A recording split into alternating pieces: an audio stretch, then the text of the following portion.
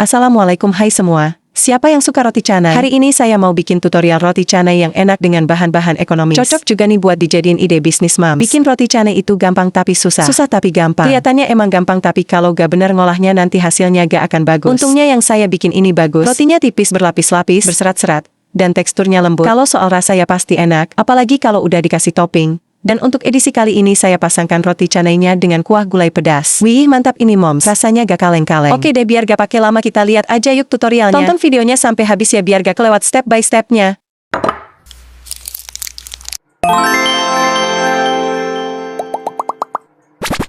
Ini dia yang saya sebut bahan-bahan ekonomis, cuma pakai terigu, garam, gula, dan air. Kalau mau lebih enak bisa pakai telur ya moms. Kalau saya ini gak pakai telur. Langkah pertama campurkan terigu. Saya pakai terigu pro tinggi biar teksturnya gak cuma empuk tapi ada kenyal-kenyalnya juga. Tambahkan sedikit garam, sedikit gula pasir dan air putih. Lalu aduk dengan sutil plastik dan kalau udah lengket baru dilanjut uleni pakai tangan ya. Proses awalnya hampir mirip dengan pembuatan roti, bedanya ini gak pakai ragi ya moms. Terus uleni aja sampai semua bahan tercampur rata. Dan kalau mau bisa tambah 1 sendok makan minyak sayur supaya nguleninya lebih mudah dan gak lengket di tangan. Proses menguleninya ini gak harus sampai kalis elastis seperti adonan roti ya. Cukup sampai semua bahan tercampur rata aja karena selanjutnya adonan awal ini mau didiamkan dulu minimal 30 menit.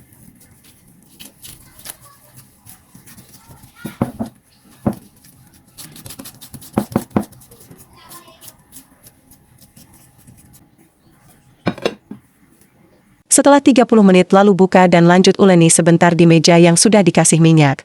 Uleni dan lalu bagi-bagi menjadi 12 potong. Masing-masing ini sekitar 70 gram ya moms.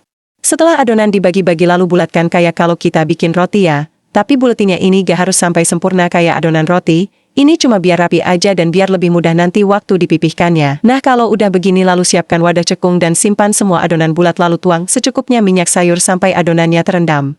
Proses merendam ini disebut resting atau mengistirahatkan adonan. Supaya adonan lebih lembut dan elastis, adonan yang sudah di resting ini bakal lebih mudah digilas atau ditipiskan. Proses resting ini bisa memakan waktu 30 menit, 1 jam, 2 jam, atau ada juga yang sampai semalaman ya moms, tapi karena saya bikin buat dimakan hari ini jadi saya restingnya cuma 1 jam aja. Oke kita tunggu ya 1 jam. Setelah 1 jam jadinya tetap gini ya gak ngembang, tapi jadi lunak dan lebih elastis.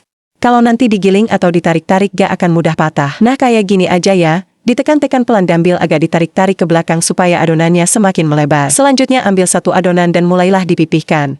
Cara memipihkannya cukup pakai telapak tangan bagian bawah yang dekat pergelangan.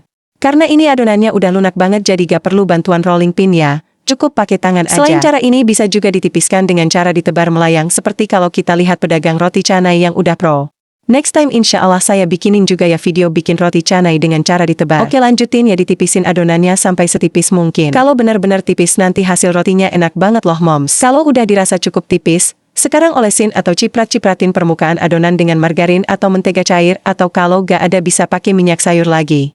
Ini efeknya nanti roti canainya jadi berlapis-lapis, gak akan saling menempel, dan juga jadi bikin moist.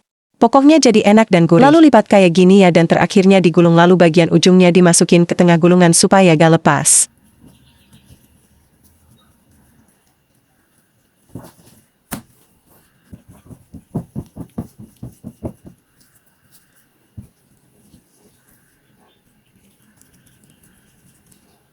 Udah beres nih proses menipiskan, melipat dan menggulung. Selanjutnya diamkan lagi adonan selama 30 menit. Setelah didiamkan 30 menit ini adonannya makin lunak ya. Ambil satu adonan lalu pipihkan dengan tangan kayak gini ya, jangan terlalu lebar, cukup segini aja. Ini ukurannya kira-kira sebesar piring kecil tatakan cangkir yang buat kopi. Atau sekitar 5 inci ya. Selanjutnya panaskan wajan anti lengket dan panggang adonan rotinya hingga setengah matang. Saya bikin setengah matang karena gak mungkin langsung dimakan semuanya. Tapi sebagian mau disimpan buat stok sehari-hari.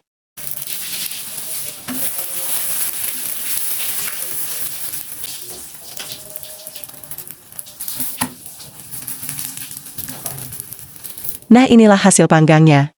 Tapi ini masih setengah matang ya. Jadi kalau mau disimpan buat stok sebaiknya jangan dimatengin full ya nanti jadi kurang enak rotinya jadi kurang fresh dan bisa gosong juga kalau keseringan dipanggang. Kalau buat stok simpannya di freezer aja ya, jangan lupa ditutup. Sekarang saya mau panggang roti canai setengah matangnya. Ini baru keluar dari freezer beberapa jam ya jadi belum terlalu beku. Panaskan wajan dengan api sedang atau bisa juga api kecil, Alas wajan gak perlu lagi dikasih margarin ya karena rotinya ini udah mengandung cukup margarin, jadi nanti pas dipanggang enggak akan lengket, gak akan keras, malah jadi moist tekstur rotinya. Ini udah matang ya luarnya udah kering. Sekarang kita angkat aja. Ini udah siap dimakan ya. Tapi menikmati roti canai itu ada caranya tersendiri. Rotinya digemburkan dulu, bisa juga dipukul-pukul yang penting lapisan-lapisan rotinya kelihatan dan hasilnya kayak gini. Tuh lihat rotinya berlapis-lapis dan berserat.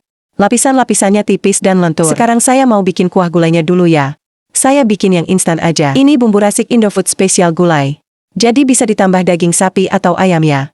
Tapi kali ini saya mau kasih tambahannya ikan tongkol. Bebas sih ya mau tambahannya apa. Kalau buat roti canai gak dikasih ikan juga gak apa-apa cukup kuah gulainya aja. Nah ini tumiskan sebentar sampai wangi lalu tambahkan pelengkap gulainya. Mau daging sapi, ayam, ikan, kerang, apa aja boleh ya.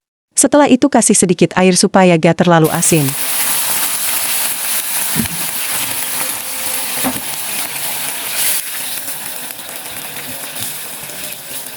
Kalau gulainya udah matang lalu angkat dan sajikan bersama roti canai. Gulai tongkolnya super duper lezat moms. Bumbu racik Indofood emang andalan banget sih. Kalau mau order bisa langsung klik link pembelian di deskripsi ya moms. Sekarang kita coba nikmati roti canainya dicocol-cocol kuah gulai. Super lezat. Keluarga saya suka banget sajian ini. Rotinya kenyal-kenyal empuk, lapisan-lapisan tipisnya ini bikin sensasi makan makin seru. Selain kuah gulai atau kuah kari, roti canai bisa dipadukan dengan topping lainnya seperti susu, coklat, keju, dan lain-lain. Makin beragam toppingnya, makin seru makannya. Sampai jumpa lagi di episode berikutnya.